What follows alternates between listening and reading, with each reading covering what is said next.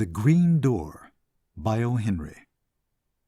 Let us think about adventure. You are walking along Broadway. You like looking into the shop windows, and you are deciding which theater to go to. You are asking yourself, do I want something to make me laugh, or something to make me feel sad? Suddenly a hand is placed on your arm. You turn to look deep into the eyes of a beautiful woman, wonderful in jewels and richly dressed. Quickly she puts into your hand a piece of hot, very hot bread and butter. She cuts a small piece of cloth from your coat. She speaks one word, and it means nothing to you. Then quickly she runs down a side street, looking back fearfully over her shoulder. That would be pure adventure. Would you accept it? No. Your face would turn red. You would drop the bread and butter. You would walk straight along with one hand over the hole in your coat. This you would do if you are not one of the very few in whom the pure spirit of adventure is not dead. There have never been many true adventurers. You can read stories about men called adventurers, but they were really businessmen. There was something they wanted, lady or money or a country or honor, and so they got it. But a true adventurer is different. He starts without any special purpose. He is ready for anything he may meet. There have been many half-adventurers, and they were great men. History is rich with their stories. But each of them had a special purpose. They were not followers of true adventure. In the big city of New York, romance and adventure are always waiting. As we walk along the streets, they are watching us. We look up suddenly and see a face in a window. The face seems to interest us strangely. Or in a quiet street we hear a cry of fear and pain coming from a house where no one lives. A cab takes us to a strange door instead of to our own.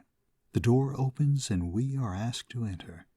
At every corner eyes look toward us, or hands are raised, or fingers point.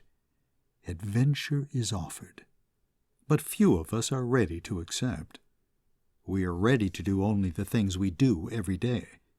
We wish to do only the things that everyone else does.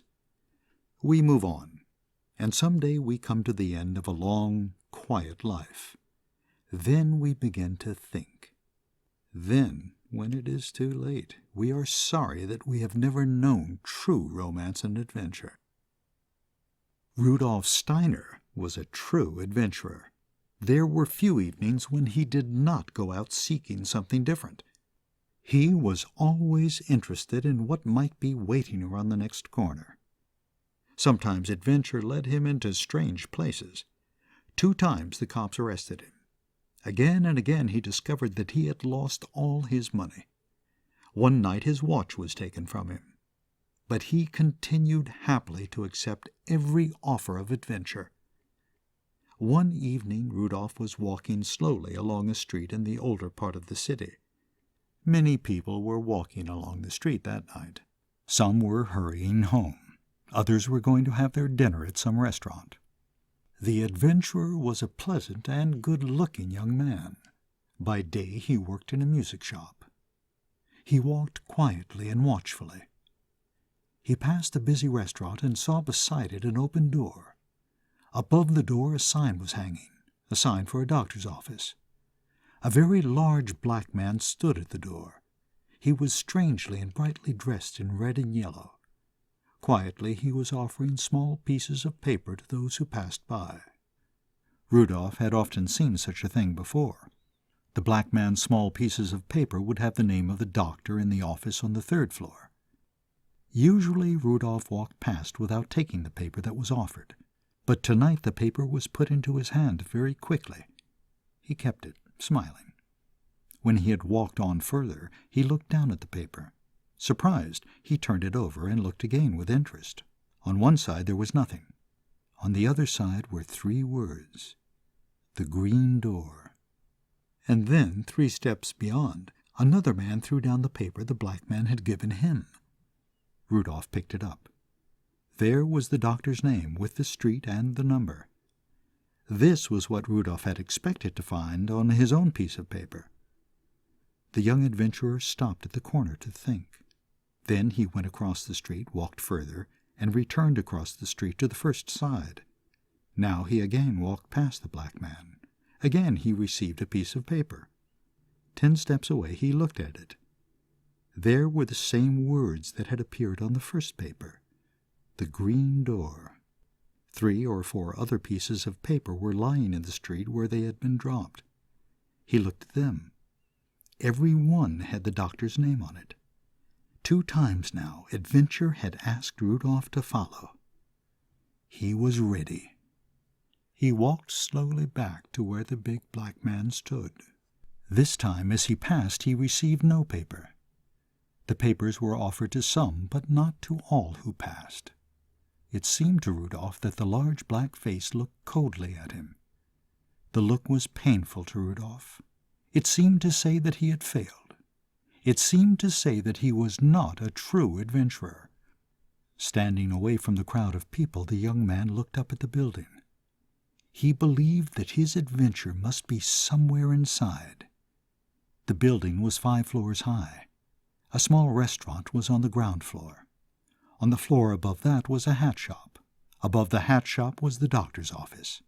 Above this were several signs of dressmakers, music teachers, and other doctors. On the top floor, people seemed to have furnished rooms. Rudolph entered the door and walked quickly up. On the 2nd floor he stopped. The hall was not very well lighted. There were 2 gas lights, one far to his right, the other nearer to his left. He looked toward the nearer light and saw a green door. For one moment he waited. Then he remembered the cold face of the black man at the door below. He walked straight to the green door, striking it loudly with his hand. Then he waited to see who would open the door. In the moments that passed then, he could feel the quick breath of true adventure. What might not be behind the wood of that green door? Bad men planning bad acts, or beauty in trouble, or death, or love. Anything might be there. A soft sound was heard, and the door slowly opened. A girl not yet 20 stood there. Her face was very white, and she was very weak. She put out one hand and started to fall. Rudolph caught her and carried her inside, and put her down on a bed. He closed the door and looked around. It was very clean, but she was very poor. That was what he saw. The girl lay with her eyes closed. But now she opened them, and the young man looked at her face. He had never seen it before, but knew that it was a face he had always hoped to see someday. Her eyes were gray, her nose was small, her hair was brown. It was a face to make this a wonderful adventure. But her face was very thin, and it had no color. The girl looked at him and then smiled. "I fell, didn't I?" she said. "That is what happens when you don't eat for 3 days." "What?" cried Rudolph. "Wait till I come back." He rushed out the green door and down to the street. In 20 minutes he returned. Both arms were full of things from a food shop and from the restaurant. He put them on the table. Bread and butter, cold meats, cakes, fish, milk, and more. "Only little fools," said Rudolph, "stop eating. You must not do things like that. Dinner is ready." He helped her to move to a chair at the table and asked, "Is there a cup for the milk?" "There, by the window," she answered. He filled the cup. "Drink that first," he ordered, "and then you shall have something else. And may I be your guest?" He moved another chair to the table and sat down. A little color began to come into the girl's face. She started to eat like some small wild animal that has been without food for a long time. She seemed to think it was not strange that this young man was helping her. Her need had been so great that she was ready to accept any help. But slowly, as her strength returned, she began to tell him her little story. There are 1,000 stories like hers in the city every day. It was the shop girl's story. Not enough pay, illness, a lost job, lost hope. And then the adventurer at the green door. But to Rudolph, it was not a little story. It was a big story.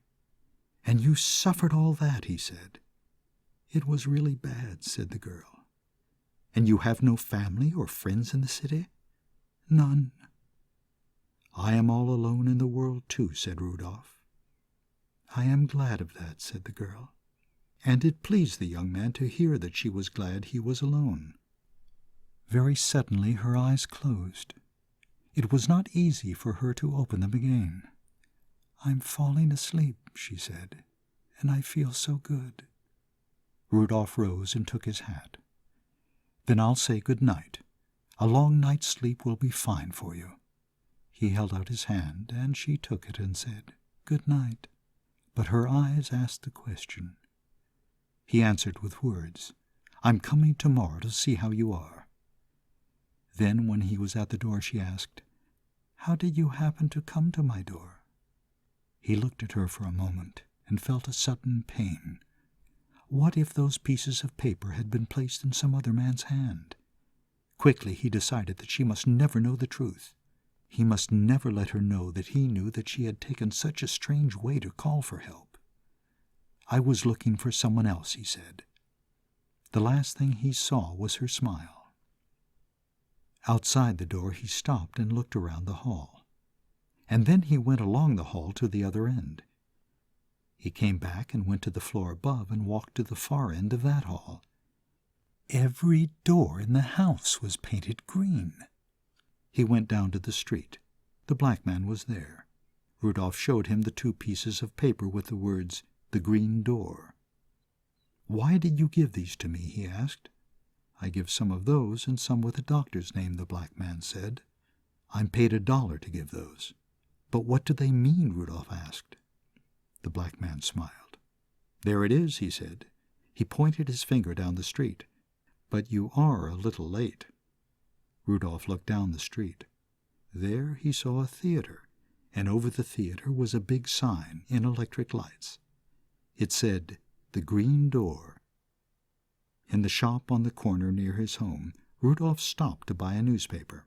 As he stepped outside again, he said to himself, "I know that it was planned that I should meet her that way. I know it." For Rudolph Steiner was a true follower of romance and adventure. That was The Green Door by O. Henry. I'm James DeNoss. Thank you for listening.